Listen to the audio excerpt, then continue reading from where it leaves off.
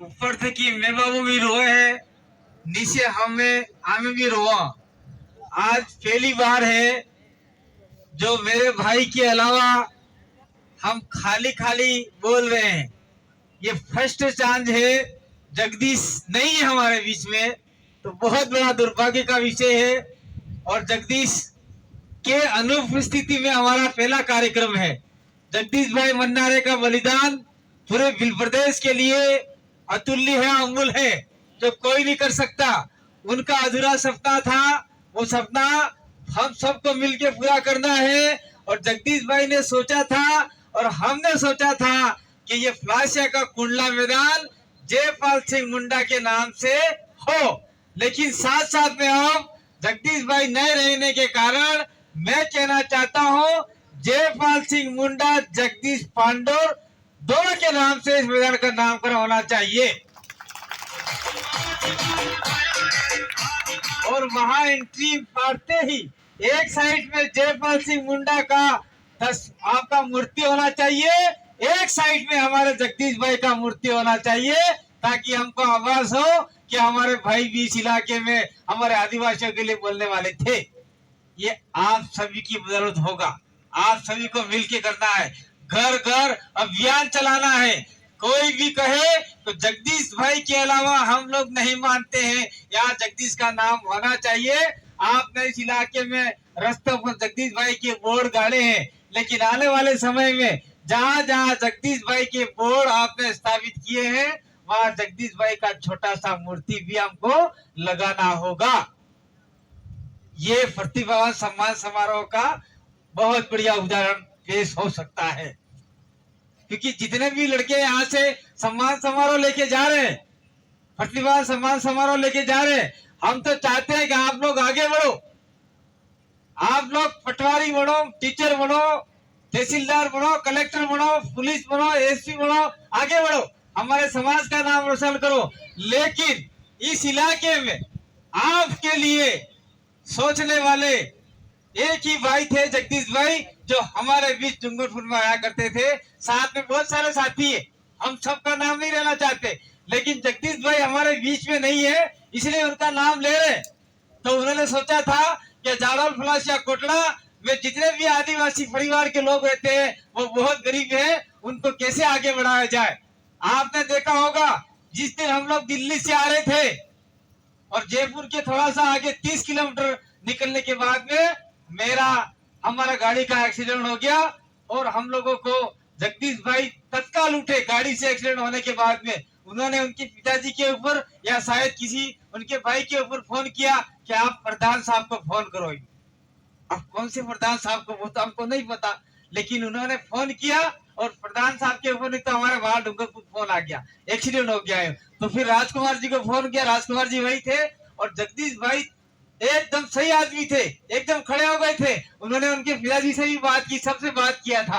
और मोहन भाई थे हमारे, उनके यहाँ चोट लगी थी, उनके तो 2-3 बोतल खून निकल गए थे। मणिलाल कराशिया की हड्डियां टूट गई थी। और कांति भाई मैं आपके सामने खड़ा हूँ, मैं तो बेहोश हो गया था, मर गया था, कान से, मुंह से, नाक से खून निकल गए थे।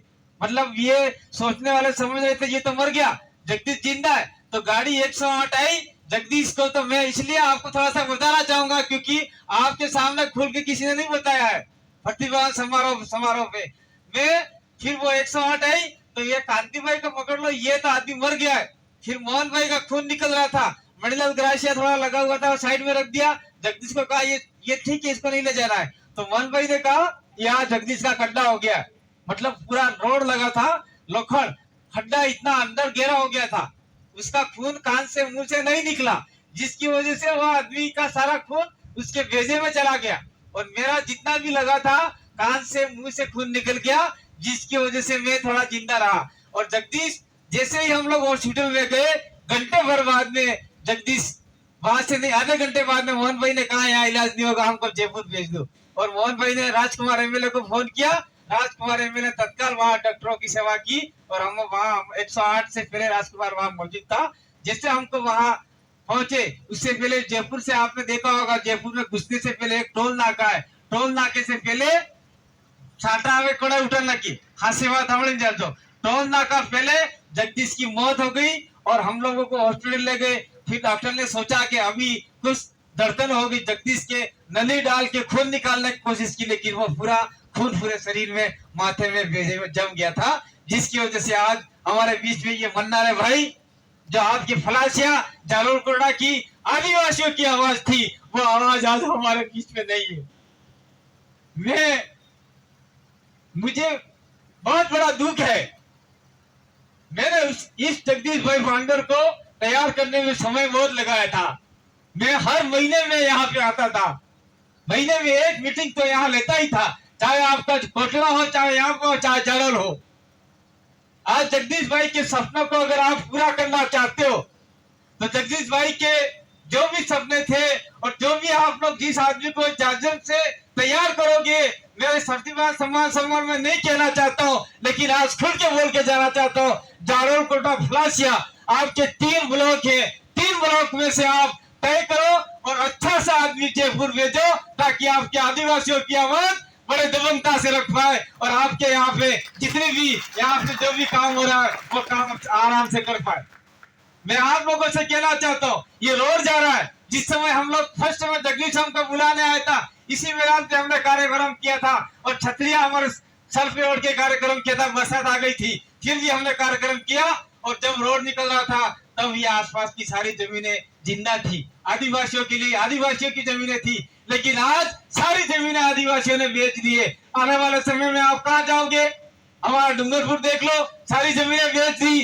रोड के आसपास सारी जमीनें देख लो, उदयपुर का रोड देख लो, सारी जमीनें बेच दी। कौन बचाएगा आपको? जिस दिन जगदीश मर गया था उस दिन अखबार में आया था, आदिवासियों की आवाज हमेशा के लिए समाप्त होगी फलासिया की, ऐसा अखबार में आया था बड़ा बड़ा। किस किसने पढ़ा ये बताओ मेरे को आप लोग?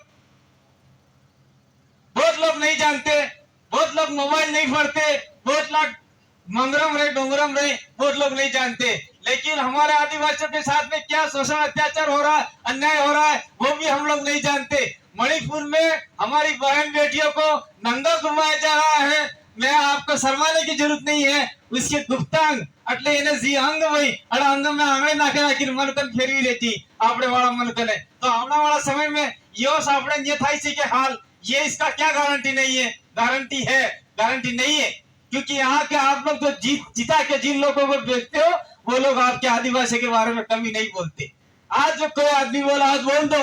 अभी बीच में रघुवीर मीणा कुछ बोलने क्या, मानगढ़ के ऊपर सारे आदिवासी को इकट्ठा करके अशोक गहलोत ने ओबीसी को आरक्षण दिया कि ओबीसी को इतना आरक्षण देना चाहिए। तो रघुवीर मीणा ने कहा अरे आदिवासियों को इकट्ठा करके ओबीसी को के बारे में क्यों आरक्षण दिया?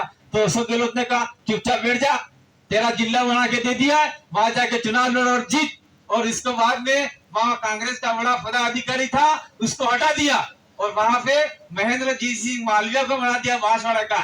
इसलिए आदिवासी आदिवासी लड़े, ये बात कांग्रेस भी चाहती है, बीजेपी भी चाहती है। मैं पार्टी की बात नहीं करूंगा सम्मान समारोह में, लेकिन ये हमको सोचना होगा, नहीं तो आने वाला समय हमारा बहुत खराब आने वाला है। इसलिए मेरे भाइयों और बहनों, जगदीश भाई भांडर के जो अधूरे सपने थे उस सपने को आप लोगों को पूरा करना है और 2023 में अच्छा आदमी भेजना है, ताकि हमारे जितने भी अच्छे लड़के पढ़े हर ब्लॉक में, चाहे कुटरा में, चाहे फलासिया में, चाहे जाड़ल में है, ऐसे सम्मेलन हम लोग अधिकतम कर पाए और हमारे समाज के बच्चों को आगे तक पहुंच पाए, यही हमारा सपना है। इस बात को लेकर हम लोग आज पर आए हुए हैं।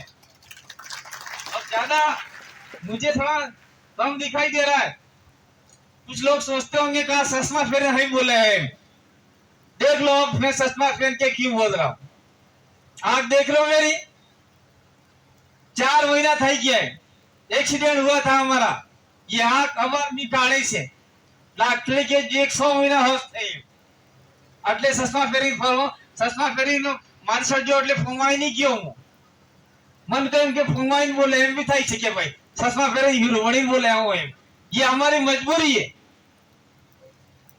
ये एक्सीडेंट की वजह से हुआ है हमारा, चाहे बरसात आए तूफान आए हमको लड़ना पड़ेगा, खपना पड़ेगा। पहले हमारे मन का हाल रुकता क्षेत्र में साटा जोरे आता, ते भी हाल रुकते रुकता नहाते नहीं, जड़े गर्मी पड़ती ते भी नहाते नहीं। आज तो इतने वो काम करते ही नहीं है, घर पे बैठे रहते हैं, तो मैं तो ये कहता हूँ कि अभी बरसात आ जाएगी, थोड़ी छट जाएगी, लेकिन आपको थोड़ा और बैठना है। आपने मेरी बात को सुना, इसलिए बहुत बहुत आभार आपका। और मैं पूरा आपको जितने भी प्रतिभावान सम्मान समारोह के जो भी सदस्य हैं, जितने भी बच्चे बच्ची बालिकाएं हैं, उनको मैं शुभकामना देना चाहता हूँ। आने वाले समय में हम और आपसे बोलेंगे, आपसे मुलाकात करेंगे, और निश्चित रूप से आप आगे बढ़ो। और उदयपुर के अंदर किसी हॉस्टल में जाना हो, रहना हो, अगर दिक्कत आए तो यहाँ के कर्मचारियों से मिलिए, और टेप के जितने भी कर्मचारी आपका सहयोग करेंगे। और नहीं, इन टेप के कर्मचारियों से थोड़ा सा अनबन होता है तो उनसे ऊपर, थोड़ा सा ऊपर नहीं है, लेकिन किसी कर्मचारी ऊपर के कर्मचारियों को उंगली करनी है तो हमारे तक पहुंचिए, उनके अधिकारियों तक उंगली करने का हमारे पास पावर है, हम उनको उंगली कर सकते हैं। इसलिए आप लोग बहुत बढ़िए, आगे बढ़िए, अपने परिवार का नाम रोशन कीजिए। बोलिए मंदाना जगदीश भाई ने बहुत बहुत धन्यवाद, आभार, जोहार।